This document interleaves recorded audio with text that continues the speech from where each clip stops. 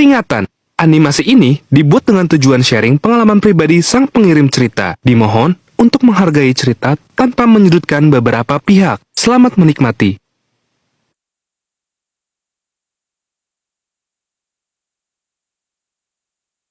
Hai Sobat GPC, kenalin, nama gue Eliza. Gue masih kelas 3 SMP. Di sini, gue mau cerita tentang kejadian horor yang gak akan pernah gue lupain. Bahkan, sampai sekarang, gue masih merinding kalau inget kejadiannya. So, dengerin baik-baik ya cerita gue. Jadi, waktu itu adalah hari Minggu. Keluarga gue ngajak jalan-jalan ke kota sebelah buat pergi ke air terjun. Ya, buat healing-healing manja aja, hehehe. Kita semua setuju buat pergi naik mobil. Sampai di sana tuh siang hari pas lagi panas-panasnya banget. Gue langsung cepet-cepet makan aja karena udah lapar banget. Setelah makan, kita main di air terjun itu. Nah, gue itu anak emang peka banget sama hal yang berbau mistis. Apalagi soal kode-kode cinta. Gue peka banget. Tapi fokus kita soal mistis ya pemirsa. Jadi, dari awal sampai ke air terjun, gue udah ngerasa gelisah banget merhatiin sekeliling. Samar-samar suara desiran angin dari alam seakan memanggil. Gue bisa banget ngerasain, tapi gue tetap berusaha enjoy. Jadi gue iseng nyelam ke air.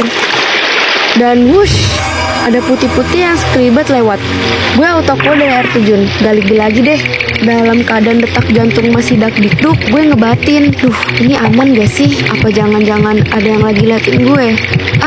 Udahlah, gue coba berpikir positif dan lanjut main air lagi sama sepupu gue. Tapi kali ini ada yang aneh. Tiba-tiba kepala gue mulai sedikit pusing. Bawaannya berat banget nih kepala. Di ujung mata kayak yang gue lihat tuh semuanya berputar. Aneh banget dan gak pernah ngerasain hal ini sebelumnya. Gue diam sebentar dan baca-baca doa. Akhirnya kepala gue udah gak pusing lagi dan penglihatan udah mulai normal. Karena kita ini jalan-jalan bertujuan healing buat ngilangin stres, gue mutusin buat gak cerita ke sepupu-sepupu gue soal kejadian tadi biar mereka gak khawatir. Nah, setelah main air, kita naik dan lanjut mandi di kamar mandi yang emang disediain di situ. Pas masuk, suasana kamar mandinya tuh kayak ngeri-ngeri gimana gitu. Lembab, gelap, dan baunya nggak enak. Tapi gue nggak ambil pusing karena lagi kedinginan, jadi gue cepet-cepet mandinya. Meskipun gue sadar betul, gue ngerasa lagi nggak sendirian. Setelah mandi, kita sekeluarga semua cabut dari situ. Pas perjalanan pulang sekitar 5.30 sore, kita semua memutuskan berhenti di kafe yang ada di tengah danau ini. Ini lokasinya masih searah sama jalan ke air terjun tadi. FYI, di danau itu ada banyak permainan air. Salah satunya permainan kapal bebek-bebekan yang di kayu gitu. Kalian tahu lah ya. Kita semua udah mesen makanan dan itu lama banget datangnya. Karena gue dan dua sepupu gue udah bosen, akhirnya kita mutusin buat main sampan bebek dulu. Sekitar 20 menitan sebelum maghrib. Sebenarnya kita udah dilarang sama tante gue. Katanya pamali, nggak baik gitu deh. Apalagi katanya sih nanggung, bentar lagi juga udah datang makanannya. Tapi karena kita bertiga ini udah bosan banget, kita tetap maksa buat main kapal bebek-bebekan ini. Dan anehnya, semakin mendekati maghrib, semakin gue ngerasa nggak tenang. Kedua sepupu gue sih fun-fun aja, tapi gue bener-bener ngelihat sekelibat putih lewat di depan kita. Anehnya, kedua sepupu gue nggak ada yang lihat. Kan gue jadi ngeri ya. Oke Eliza, tenang. Pas kelar azan maghrib, kita dipanggil tuh sama tante gue. Katanya makanan udah ready. Jadi bukannya buru-buru sholat, gue sama dua sepupu gue malah makan duluan. Hahaha. Soalnya lapar banget, cacing di perut udah pada demo nih. Pulang dari situ, kita semua nyampe rumah sekitar jam 8 malam. Kita ngumpul dulu di rumah gue. Gue maksa kakak-kakak sepupu gue buat tidur di rumah gue. Soalnya gue pengen banget cerita soal kejadian yang tadi gue alamin pas di air terjun tadi. Tapi mereka berdua nolak ajakan gue. Ya udah deh, nggak apa-apa. Habis itu mereka pulang dan sisa gue, mama, ayah, dan adik yang ada di rumah. Nah, di situ gue udah disuruh mandi sama ayah gue. Katanya biar nggak kotor dan tidurnya nyenyak sih. Tapi gue nolak karena mager dan pasti dingin banget. Gue tiba-tiba ngide ngajak mama buat tidur di ruang tamu. Tapi mama nolak karena katanya banyak nyamuk. Dan mama malah nawarin gue buat tidur di kamarnya. Tapi karena gue udah males, gue tolak deh. Hehe. Tapi mama tetap maksa buat tidur di kamarnya dan gue tetap nggak mau. Ya, namanya juga anak muda, labil, nggak jelas. Setelah itu, kita semua masuk kamar dan tidur di kamar masing-masing. Oh iya, for your information, posisi kamar gue tuh simple. Di sebelah kanan ada tempat tidur gue, dan di samping tempat tidur ngarah ke ranjang itu ada lemari dan kamar kecil. Mata udah mulai berat, gue coba untuk memejamkan mata, berharap besok gak bangun kesiangan.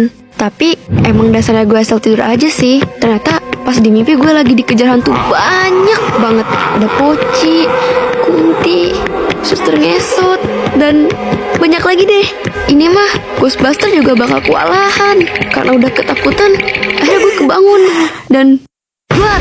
Ada Mbak Kunti yang lagi senyum ke arah gue. Dan ini real, bukan mimpi.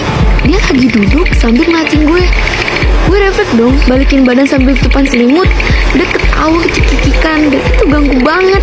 Bahkan terngiang-ngiang kepala gue. Badan gue kaku, kayak cor-coran tembok. Gue gak berani buka mata.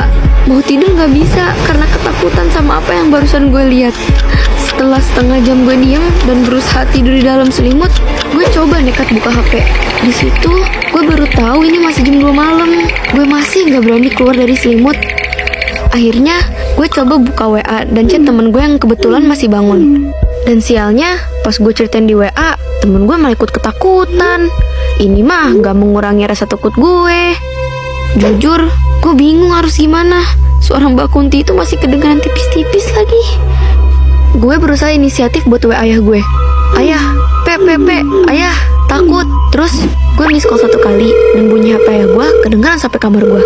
Dan gak berselang lama, ayah kebangun baca chat gue. Terus ayah langsung manggil nama gue dari luar. Za, kamu kenapa? Terus pintu kebuka. Mama gue juga datang karena mungkin kebangun sama miss call tadi. Gue langsung meluk mama sebelum bercerita. Ayah gue udah ngecek kamar sambil kelihatan kebingungan. Sebenarnya apa sih yang takutin? Padahal belum tahu gue kenapa. Terus mereka nanya gue kenapa. Jadi gue ceritain kalau gue tadi liat Mbak Kunti lagi ketawa-ketawa di kamar gue. Terus mama gue bilang, nah makanya lain kali kalau mama suruh tidur di kamar, mama tuh nurut. Dan ayah gak mau kalah ikut marahin gue. Bilangnya, makanya kalau disuruh mandi tuh mandi. Kita kan gak tahu apa yang nempel di badan kita. Karena gue ketakutan, jadi gue nangis jadi-jadinya. Gue nyesel banget gak nurut omongan orang tua. Bahkan gue sadar gue gak baca doa dulu sebelum tidur. Dan akhirnya gue kecapean, terus numpang tidur di kamar mama gue.